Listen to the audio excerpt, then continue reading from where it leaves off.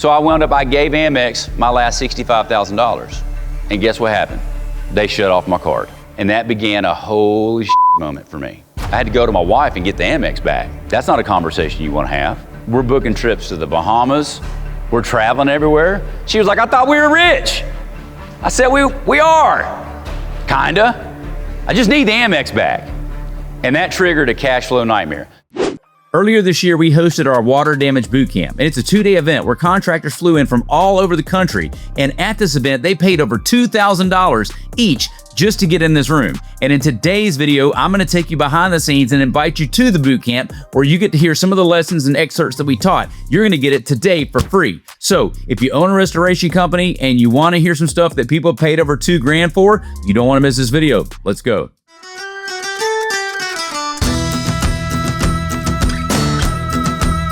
So we're going to talk about a handful of things in this video. And by the way, do me a favor, hit the like and subscribe button, drop a comment down below, let me know where you're tuning in from, and let me know if you want more footage like this, okay? But in this video, we're going to cover a handful of things. Obviously, I opened up with a teaser about the Amex story, but what I'll tell you is this, man, I went from zero and I've made millions of dollars in water damage restoration, and what you're going to hear in just a minute is what I would call some of the best lessons that I've learned along the way. There's some really big failures. There's some big victories as well. I wasn't very good with my money the first time. You know, I made a lot of mistakes. But I also did a lot of things right and building a very simple business that I was able to scale out of in very short order. And so some of the stuff that I learned along the way, I share it with people at this boot camp. I'm going to let you have it right here, right now for free. So let's go.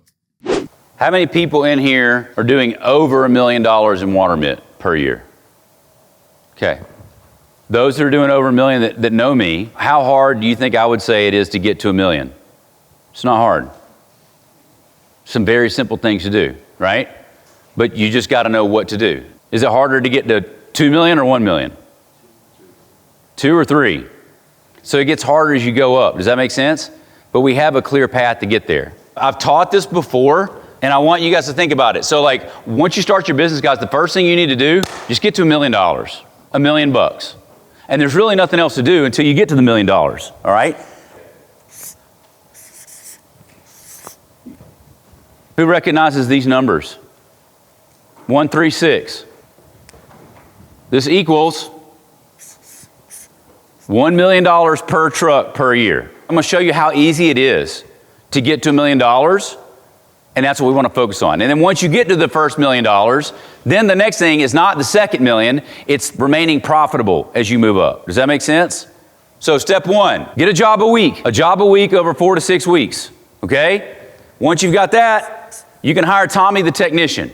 Then once you've got the technician, you've got a truck, you've got insurance, you've got all of the debt and the burden that comes with that, correct? By the way, this is normally the owner doing these first jobs, right? How many jobs can an owner set in a week? At least 3, huh? Has any owners ever set 4 in a week? Has anybody ever set 2 in a day? So you're not gonna set 10 a week, but true or false, one person, if they're hungry, can set 4 to 5 jobs in a week. At least 1 a day. Does that make sense? But once you've got this coming in, we got 3 jobs a week. Once you've got your truck and you've got Timmy, the next thing you wanna do is to focus on 3 jobs a week. We don't need to wonder what we need to do every day. Everything we need to think about is getting 3 jobs a week. Does that make sense? Who here believes they can get 3 jobs a week, or they can do 3 jobs a week, right? Once you get 3 jobs a week, you need this to be over $6,000 a job. 3 times 6 is $18,000. $18,000 a week. Times 52, $936,000 a year. That's $1 million truck with 3 jobs a week. Does that make sense? Does this feel doable? So we believe that it's possible, right? Does anybody not believe it? $1 million per year in a truck. That's what we want to focus on, okay? Somebody tell me why people don't get 3 jobs a week. They don't know what to do? Is that it? You have to do the right inputs. Does that make sense? So like, there's a lot of things you can do in your business, okay? Who had a W-2 job before they started in restoration? So they gave me some tasks to do in my business, right? In my role.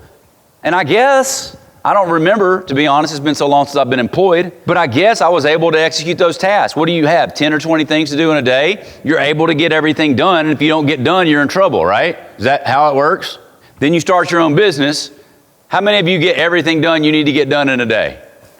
Zero chance. There's a million things to do in a day. And I think maybe that's the problem. Is that the problem? You don't know what the most important thing is? Getting jobs is the most important thing. Does that make sense? And everything you do needs to be related to that. Everything that you focus on. How many people have done a call with me on a Zoom something? Don't lie to me. How many of y'all done the call with me and y'all was in the truck? Okay? It's hard. You got to create time. Some of those things happen. Does that make sense? But you have to create time for the things that are important. And so in restoration, we have to create time for the most important things. Are we clear? Because in restoration, you already know what you're doing tomorrow, today. By 3 o'clock, you should know. Do you have a job for tomorrow? Nope. So what are we doing? I don't know. That means you know. If you went out to go set a job and you couldn't get it set because now you need to do a pack out, you found that out by 3 o'clock today. True or false? So we know what we're doing tomorrow. True or false? And maybe that's the problem. Maybe the problem is you guys are doing the pack out. You're tearing out the shower. You're making sure the guys don't screw up. And then you're not doing all the other things that you should be doing. Does that make sense? Maybe I learned this in construction. When you've got multiple crews going, you can't just babysit one. The other dudes are burning the other house down. You got to get over there. Maybe that's where it was. I got better at checking on this job, lining them out, going to this job, lining them out, going to that job. Does that make sense? So when I first started as a general contractor, I was a superintendent. I was in Nashville, and our boss told me, he said, Shane, we got to get all this done, and if I catch you doing the work, you're fired. If they caught us doing anything, moving the lumber, doing any of the punch-out work, we got fired. Our job, this was our tool. This was the tool. Does that make sense? And guys, I'll be honest with you. Is it easier to get somebody to do it, or you just do it yourself? It's easier to do it yourself. But you have to figure out how to make somebody else do it. You've got to be able to protect your time and make time for the most valuable inputs. Does that make sense? And I heard this the other day. Everybody wants SOPs. You want SOPs because you feel like you're working on your business, right? But you know what SOPs really are? It's you procrastinating doing your sales and marketing. So until you get the 3 jobs a week, what are we focused on? Sales and marketing, 3 jobs a week. And just to give you guys a little story, my first restoration company caught on fire. We had some pretty big legal problems, and I had to shut it down. We were getting sued. We were owed hundreds of thousands of dollars. We owed hundreds of thousands of dollars. Does anybody owe 100 or more? And they're owed over 100 or more? It's dicier than you think, bro.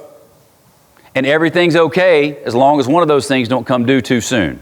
So quick lesson, protect your cash.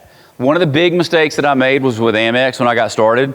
I was running up 6-figure Amex bills every month, paying it off every 30 days. I didn't have operating capital. I was in my 30s. Has anybody ever had to call Amex about, hey, it's going to be next week? Well, they worked with me a few times till they didn't. And then one time they told me they'd go need a payment. And I owed them like $100,000. I'm like, well, I can get it to you, but can it be next week? The mortgage company's just signed off. I've deposited, just going to take me 3 days, you know? So they say, that's cool, but we're going to need that payment today. I think I owed them like $100,000. I had $65,000 cash in the bank.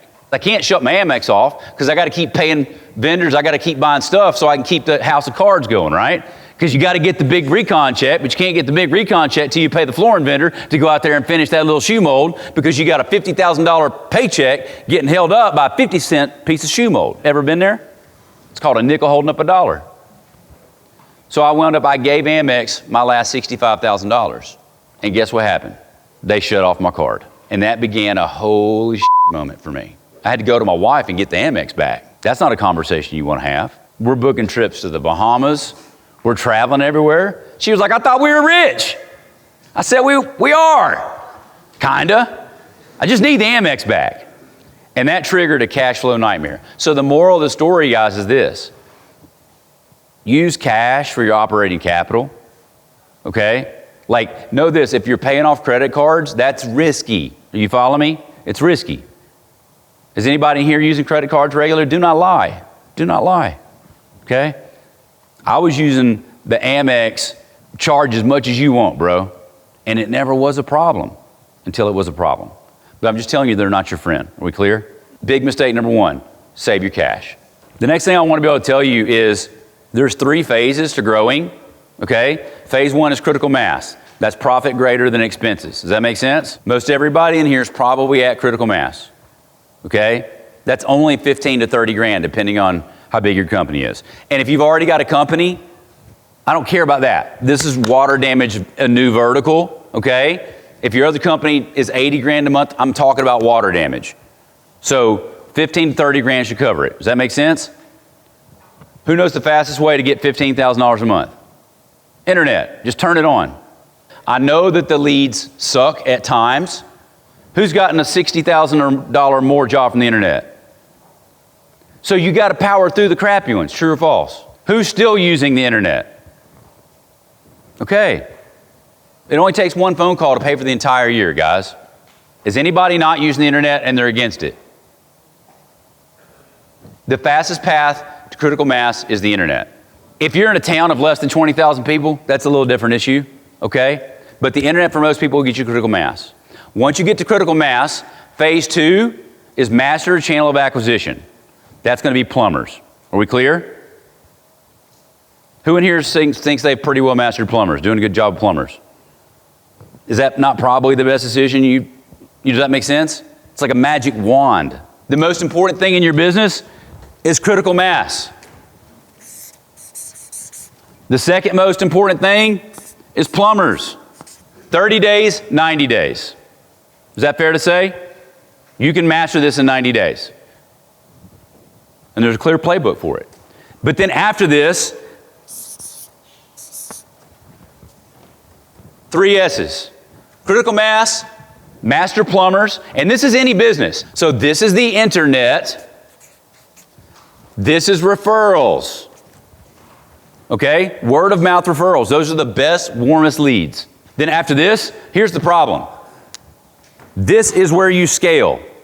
And this, by the way, can happen at 120 days.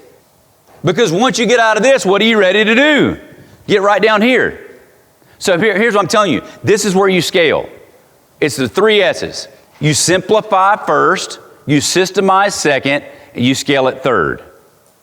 The problem that I see most people do is they're writing SOPs right here at critical mass, trying to get ready to go here, and they never go there. Not only do they not do plumbers,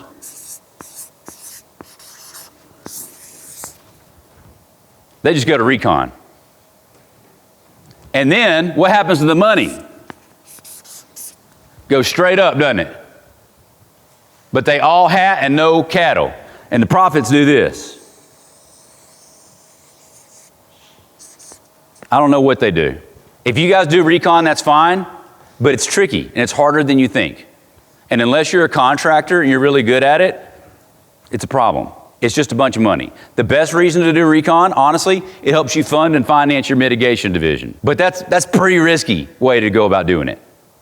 Because the next thing you do is where's all your time get sucked up? Does anybody want to guess the least valuable thing that you can do in your business? Driving. True or false? Do you spend more time driving to recon jobs or mitigation jobs? With mitigation, you're done in 10 hours. True or false? Recon, you got 10 hours in it and you don't even know if it's yours yet. You're not even getting paid yet, and you're sending him out there, and he's sketching and writing all this stuff. Y'all follow me? This is tough. So what are we going to focus on? Water? So are we clear? The 1-3-6 method, $1 million is doable. Is that fair to say? We understand we don't try to scale until we master a channel of acquisition. Does that make sense? Now, the next thing I want to tell you is when you add stuff, it's called build, break, build. Who's ever heard that? Build, break, build. So you don't solve problems in your business. They don't go away. They just move. Okay? It's like a blood clot. It's here and then it kind of moves. It goes away. That doesn't mean it's gone. It just got dislodged. With the build, break, build, you're here. You're at zero. You got no money. When you do this, you get a lot of money, right? But then you run out of time. You're capped out, right? So what do? You go hire somebody, don't you? What happens to our money? Goes back down, doesn't it? Why? Because Timmy drives a truck and everything else. So you're stuck at 3 jobs a week with yourself. you go get Timmy, and once you get him some more jobs, goes back up again, doesn't it? But then all of a sudden, Timmy gets maxed out too, doesn't he? If you've got a technician and you're getting over 4 jobs a week, more than 4 times in a 6-week period, you're starting to burn him out. He's probably quietly looking for another job. Has anybody ever lost a guy because he got burnt out? I'm telling you, it's 4 jobs a week. And it's not that they can't do 4 jobs in a week, but they don't come in Monday, Tuesday, Wednesday, and Thursday.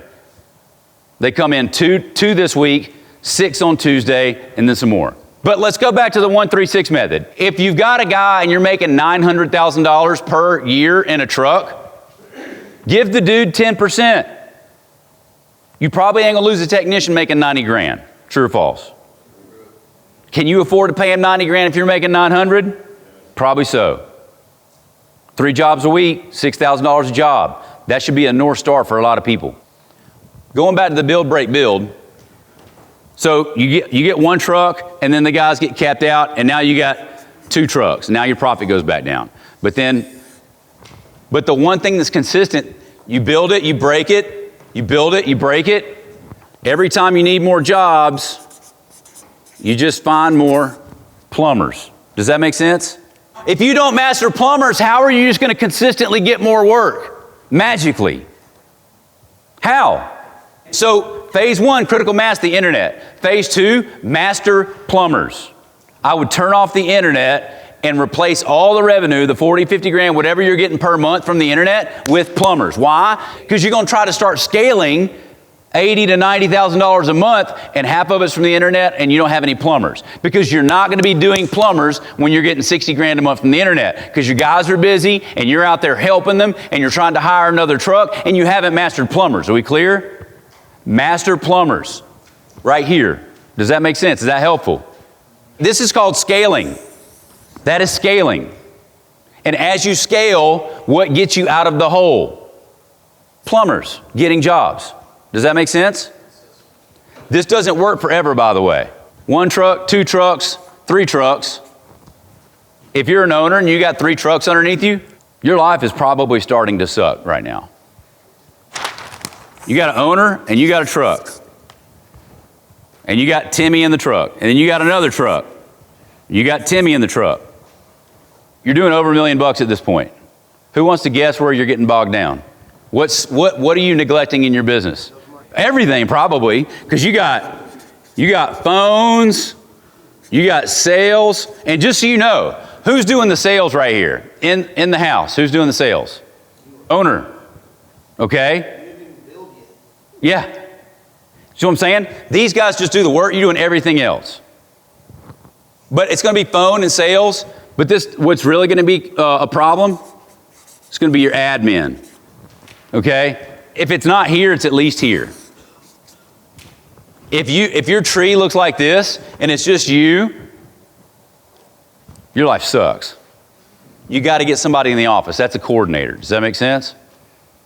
A coordinator does everything that you're currently doing that's not in the field. What I'm trying to share with you is keep it simple, stupid. Does that make sense?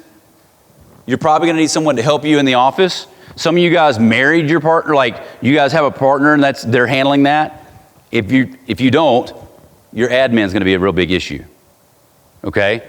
And you're still probably going to handle some of the phones. When you do scale out, you give them 1 phone number to answer. Your Google Maps. Okay? If you get here, the Google Maps number needs to not be going to you. You still answer the paper call stuff. Okay? If a plumber calls you, that's fine, but the plumber can call your admin too. Does that make sense? At some point, guys, you are the least responsible person in the business to answer the phone.